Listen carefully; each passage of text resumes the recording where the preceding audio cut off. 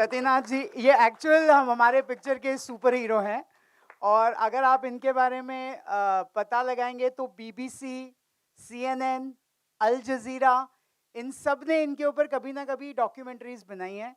ये इंडिया के one of the leading activists हैं। ये पिछले कई सालों से करीबन almost 20 years now since 32 some last 32 वो भी specially from the time of Bhopal gas tragedy. अब मैं उनका सबसे बड़ा इंट्रोडक्शन ये है कि भोपाल गैस ट्रेजेडी में आपको याद है कितने विक्टिम्स थे? उसके ट्रेजेडी के करीबन 20 साल बाद अमेरिकन फार्मास्यूटिकल कंपनी इंडिया आती है और वो उन्हीं विक्टिम्स को चूज करती है भोपाल गैस ट्रेजेडी के, जिनके ऊपर उन्होंने इलाज के नाम पर उन्होंने अपने दवाइयां टेस्ट करना शुरू कर दिया था। और इन्होंने सिंगल हैंडेडली कुछ लाखों पेशेंट्स को भोपाल में बचाया है क्लिनिकल ट्रायल से। मतलब कि वन मैन आर्मी, एक आर्मी मिलकर उतने लोगों को नहीं बचा पाएगी जो सिंगल हैंडेडली। अब इनका खुद ये अकेले एक हॉस्पिटल रन करते हैं।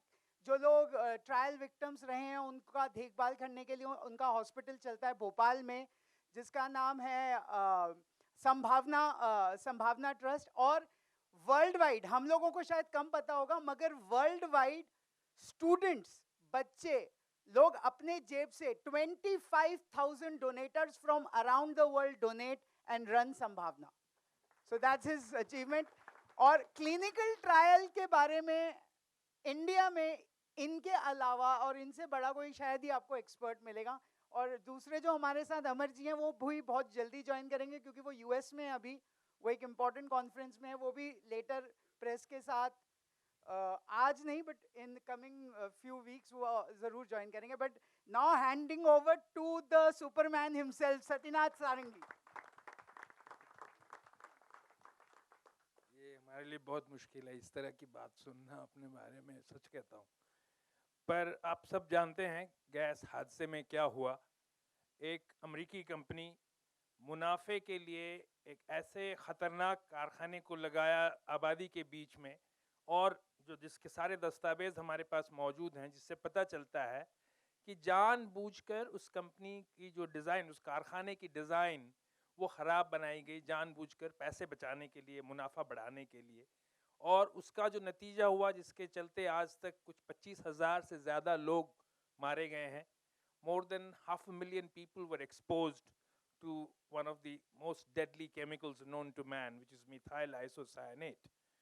But as Rajit just pointed out, that the matter didn't end there. There was a deliberate genocide, because all the documents that we have with us today, they say that the people who designed the factory knew that it is going to fail, that the managing committee that decided on cutting costs in the factory knew that they are going to make it even more unsafe. So there was nothing accidental about the Bhopal disaster. It was a deliberate crime. But then, as Rajat pointed out, 26 years after that, in 2010, we found out that the people who have been victimized by the American company Union Carbide were being treated like guinea pigs by companies like Pfizer, like Sanofi Aventis, like GlaxoSmithKline, like Wyeth, like Merck, all these companies. I guess their reasoning was 25,000 people have died, nothing has happened, no one has gone to jail even for a minute. So why not? Why not do some more trials? And all we have found, and this is the most difficult part, and you will know find out in the movie, the most difficult part about this crime, this deliberate crime of unethical clinical trials, is that it is ubiquitous. It is all around us. It is quite possible that right now in Bombay there are tens of thousands of people who are victims of unethical clinical trial, yet we don't know it. It is one of the most ubiquitous and most invisible crimes. And that is the reason why I completely I congratulate all the actors, I congratulate Rajat, the producers, for bringing up an issue like this, in which people sitting in boardrooms decide how many people have to die so that a new drug can be tested and then it can be used. Because this is the other part of the story, which is that if there are 100 drugs that are being tested on the Indian people, then about more than 90 of them would not be used in India at all. The people won't get the benefit out of that. The people who will get benefit out of that are people who are elsewhere. So when this happened in Bhopal, like I said, the first thing that we had to deal with was how do you get information? We have right to information here, but yet we took some 2.5 years to get to the bottom of it, and all we got was out of 13 trials, we found that the Drug Controller General of India knows only about 3 trials. Out of hundreds of people who were tested upon, they had data only on 98 people. And of the 98 people, 13 people had died during the trial. So that's 15%. And that is what Rajat keeps talking about, that very few people actually can relate to, that the number of fatalities in unethical clinical trial is actually huge. And what we know is probably 1% or less than 1%. So these 13 people who died among the 98 are a small number, and yet we have the details on them. 2 family members of those who died in this unethical trial, they're here. They have their papers. If you go through their papers, you will know that the doctor knew. You'll find in those papers, it's mentioned. They have not been told anything. They have just been told to put their signatures. And there it says, these people have been informed, these people have been told the risks, and they had no questions. It's written in the papers. And in the papers, if you go through their medical records, you won't know. You won't know that they have been tested upon. Once little corner you will find, it says study patient. You know, somewhere you'll say that this person has been, they have got the name through randomization. It is then that it clicks that this person was undergoing trial. I have with me Sohail, who lost his brother Muhammad Yaqub in Sohail bhai? Yeah.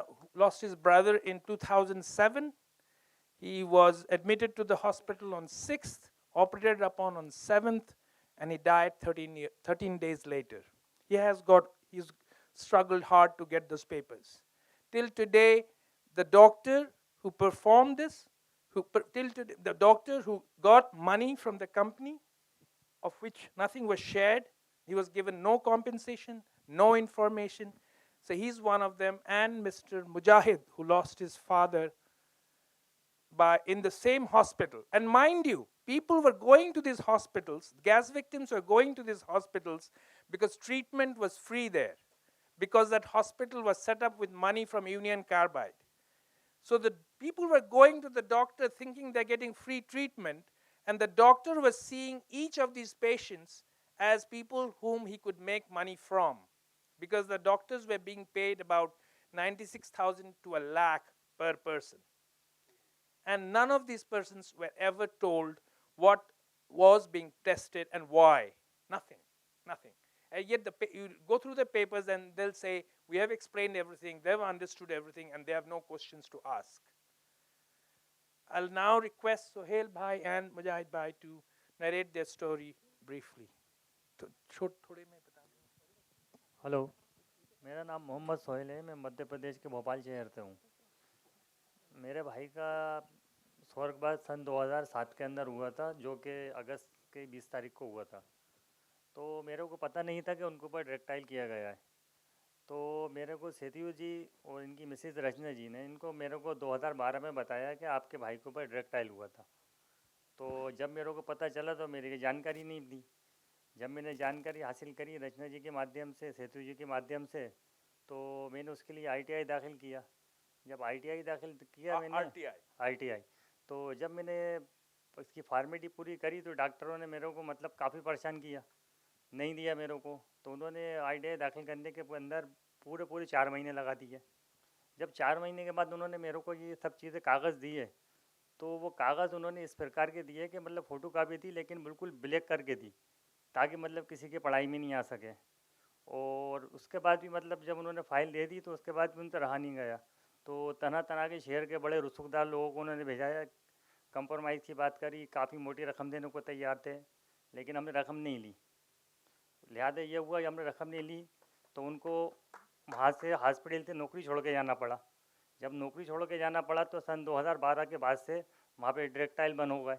जब डायरेक्टाइल बंद हुए तो उसकी पूरी कोशिश अपने सेतु जी की और इनके रचना जी की थी।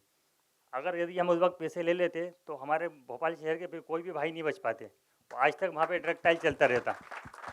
अब आगे ये उम्मीद पिक्चर से हमें ये यकीन हो गया है कि पूरे हिंदुस्तान के अंदर जो लोग उम्मीद लगाते थे, अब उन्हें उम्मीद लगाने की ज़रूरत नहीं रहेगी, क्योंकि पूरे हिंदुस्तान में डायरेक्टाइल बंद हो जाएगा।